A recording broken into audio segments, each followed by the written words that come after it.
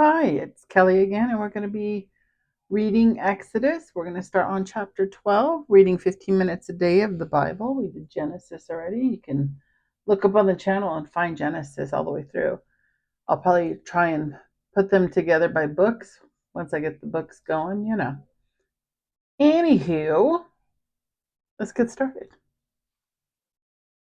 The Passover and the festival of unleavened bread.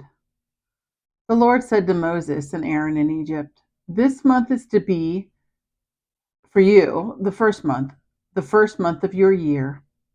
Tell the whole community of Israel that on the 10th day of this month, each man is to take a lamb for his family, one for each household.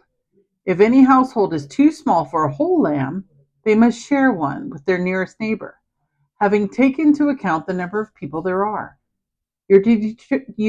You are to determine the amount of lamb needed in accordance with what each person will eat. The animal you choose must be a year-old male without defect, and you may take them from the sheep or the goats. Take care of them until the 14th day of the month. Then all the members of the community of Israel must slaughter them at twilight. Then they are to take some of the blood and put it on the sides and tops of the door frames of the houses where they eat the lambs. That same night, they are to eat the meat roasted over the fire along with bitter herbs and bread made without yeast. Do not eat the meat raw or boiled in water, but roast it over a fire with the head, legs, and internal organs. Do not leave any of it till morning. If some is left till morning, you must burn it. This is how you are to eat it: with your cloak tucked into your belt, your sandals on your feet, and your staff in your hand. Eat it in haste. It is the Lord's Passover. On that same night I will pass through Egypt and strike down every firstborn of both people and animals, and I will bring judgment on all the gods of Egypt. I am the Lord. The blood will be a sign for you on the houses where you are, and when I see the blood, I will pass you over. No destructive plague will touch you when I strike Egypt. This is a day you are to commemorate for the generations to come. You shall celebrate it as a festival to the Lord, a lasting ordinance. For 7 days you are to eat bread made without yeast. On the first day, remove the yeast from your houses. For whoever eats anything with yeast in it from the first day to the 7th must be cut off from Israel. On the first day, hold a sacred assembly, and another one on the 7th day. Do not work at all on these days, except to prepare food for everyone to eat. That is all you may do. Celebrate the festival of unleavened bread, because it was on this very day that I brought your divisions out of Egypt. Celebrate this day as a lasting ordinance for the generations to come. In this first month, you're to eat bread made without yeast from the evening of the 14th day until the evening of the 21st day. For 7 days, no yeast is to be found in your houses, and anyone, whether foreigner or native born, who eats anything with yeast in it must be cut off from the community of Israel. Eat nothing made of yeast. Wherever you live, you must eat unleavened bread. Then Moses summoned all of the elders of Israel and said to them, "Go at once and select the animals for your families and slaughter the Passover lamb. Take a bunch of the hyssop, dip it into the blood in the basin, and put some of that blood on the top and both sides of your door frame. None of you shall go out of the door of your house until morning. When the Lord goes through the land to strike down the Egyptians, he will see the blood on the top and the sides of the door frame and will pass over the doorway. And he will not permit the destroyer to enter your house and strike you down. Obey these instructions as a lasting ordinance for you and your descendants. When you enter the land that the Lord will give you as he promised, observe this ceremony. And when your children ask you, 'What does this ceremony mean to you?' then tell them, 'It is the Passover sacrifice to the Lord, who passed over the houses of the Israelites in Egypt and spared our homes when he struck down the Egyptians. Then the people bowed down and worshipped. The Israelites did just what the Lord commanded Moses and Aaron. At midnight, the Lord struck down all the firstborn in Egypt, from the firstborn of Pharaoh who sat on the throne to the firstborn of the prisoner who was in the dungeon, and the firstborn of all the livestock as well. Pharaoh and all his officials and all the Egyptians got up during the night, and there was a loud wailing in Egypt, for there was not a house without someone dead. The Exodus. During the night, Pharaoh summoned Moses and Aaron and said, "Up, leave my people, you and the Israelites. Go worship the Lord as you have requested. Take your flocks and herds, as you have said, and go. And also, bless me." The Egyptians urged the people to hurry and leave the country, for otherwise, they said, we will all die. So the people took their dough before the yeast was added and carried it on their shoulders in kneading troughs, wrapped in clothing. The Israelites did as Moses instructed and asked the Egyptians for articles of silver and gold and clothing.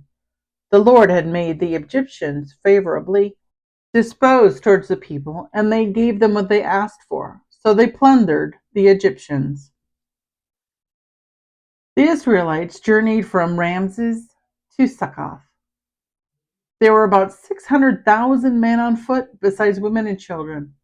Many other people went up with them, and also large droves of livestock, both flocks and herds. With the dough from the Israelites had brought from Egypt, they baked loaves of unleavened bread. The dough was without yeast because they had been driven out of Egypt and did not have time to prepare food for themselves.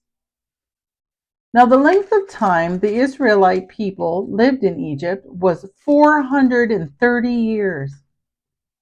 At the end of the 430 years, to the very day, all the Lord divisions left Egypt, because the Lord kept vigil that night to bring them out of Egypt. On this night, all the Israelites are to keep vigil to honor the Lord for the generations to come. Passover restrictions. The Lord said to Moses and Aaron, "These are the regulations for Passover meal. No foreigner may eat it. Any slave you have brought may eat it after you have circumcised him, but a temporary resident or a hired worker may not eat it. It must be eaten inside of the house. Take none of the meat outside of the house. Do not break any of the bones. The whole community of Israel must celebrate it. A foreigner residing among you who wants to celebrate the Lord's Passover must have all the males in his household circumcised. Then he may take part like one born in the land. No uncircumcised male may eat it. The same law applies both to the native born and to the foreign residing among you."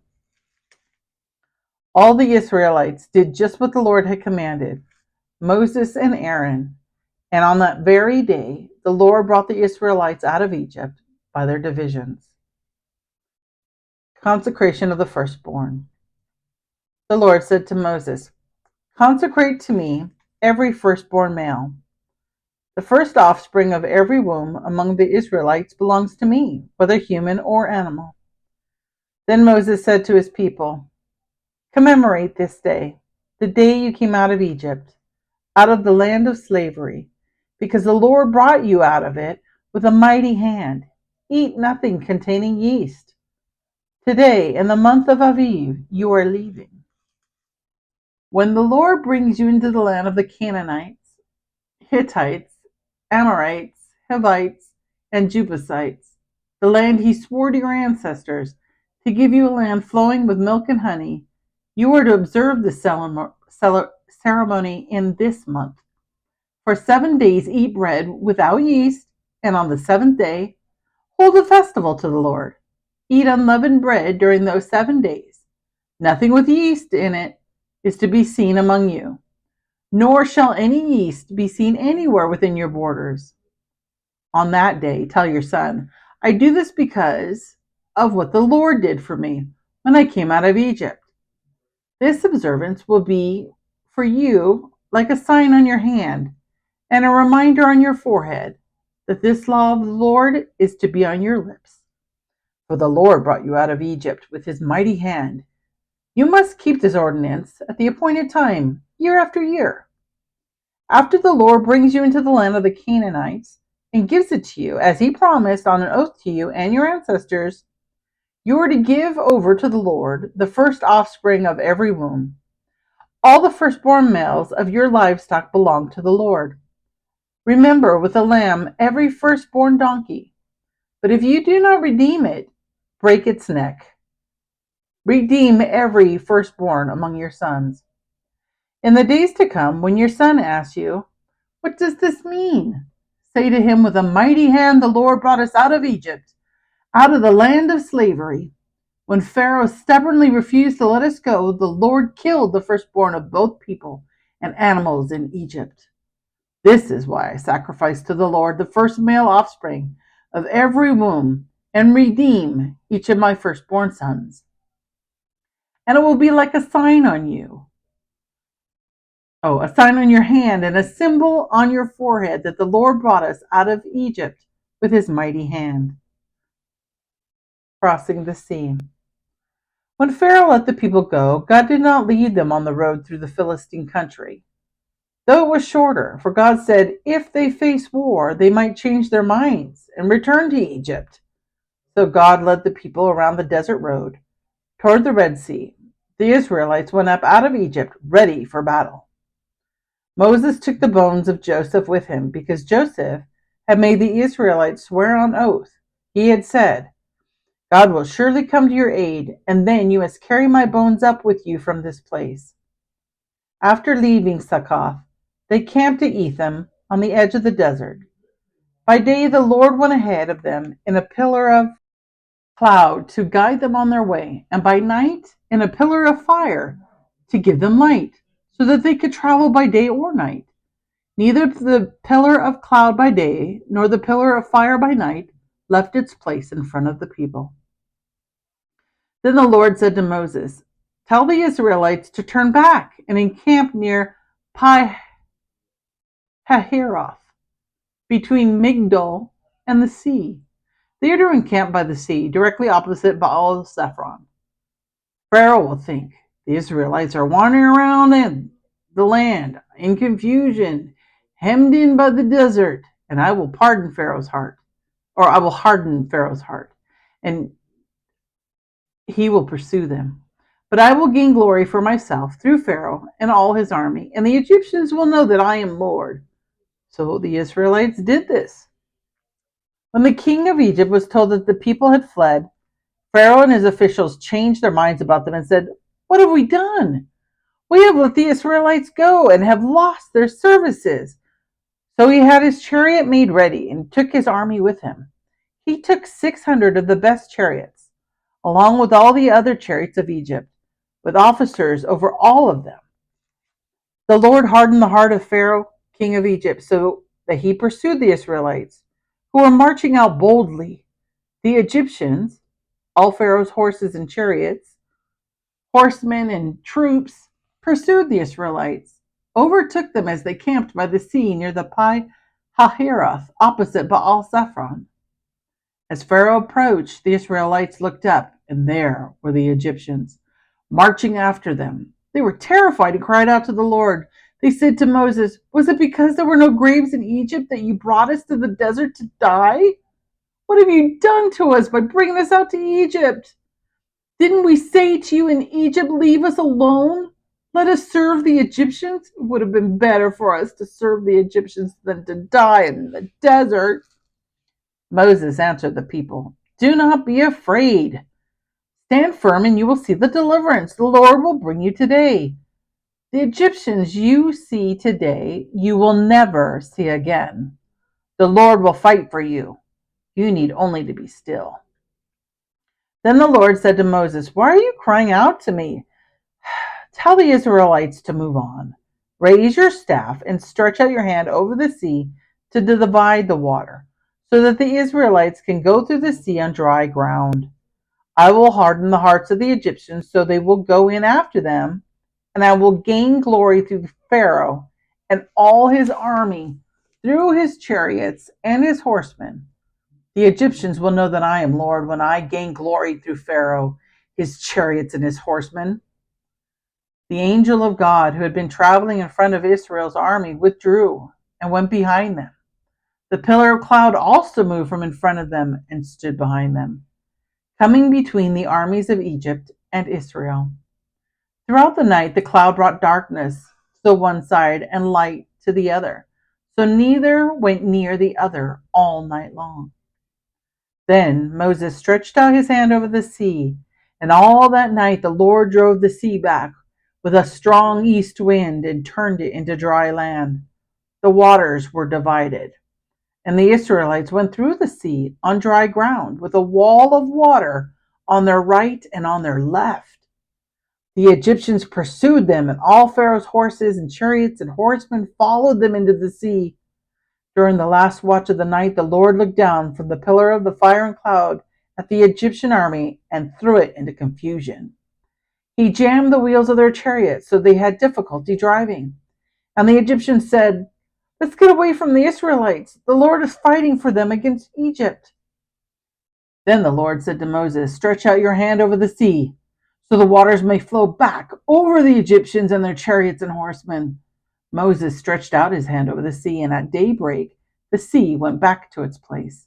The Egyptians were fleeing towards it, and the Lord swept them into the sea. The water flowed back and covered the chariots and horsemen. The entire army of Pharaoh that had followed the Israelites into the sea, not one of them survived.